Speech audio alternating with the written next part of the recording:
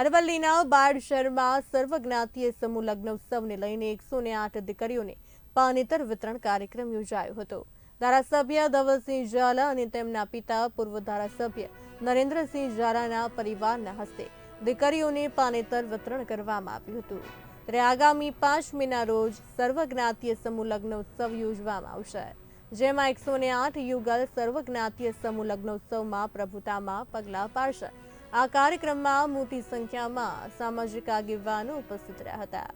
108 યુગલ સર્વજ્ઞાતી સમૂહ લગ્નોત્સવમાં ગુજરાતના મુખ્યમંત્રી ભૂપેન્દ્ર પટેલ પણ ઉપસ્થિત રહેવાનું આયોજન છે। આજ રોજ સર્વજ્ઞાતીય સમૂહ લગ્ન નિમિત્તે જે 5/5/2025 સોમવારે યોજાવાના જઈ રહ્યા છે, 108 નવયુગલો પ્રભુતામાં પગલાં માંડવાના છે। એના એડવાન્સના ભાગરૂપે આપણે આજે પાનેતર વિતરણનું આયોજન કર્યું હતું અને તમામ લોકોને જમવાના પાસ અને આમંત્રણ પત્રિકાઓ, લગ્ન કંકોત્રીઓ પણ આજે વિતરણનો કાર્યક્રમ કરવામાં આવ્યો। તેમાં સર્વજ્ઞાતીય સમૂહ લગ્ન સમિતિના તમામ કાર્યકર્તાઓ ઉપસ્થિત રહ્યા હતા, સ્વયંસેવકો ઉપસ્થિત રહ્યા હતા। જય અંબે મંદબુદ્ધિ આશ્રમની અંદર ખૂબ સુંદર વ્યવસ્થાની સાથે અહીંયા ગાડી તમામ દીકરા દીકરીઓને આશીર્વાદની સાથે પાનેતરનું વિતરણ પણ કરવામાં આવ્યું।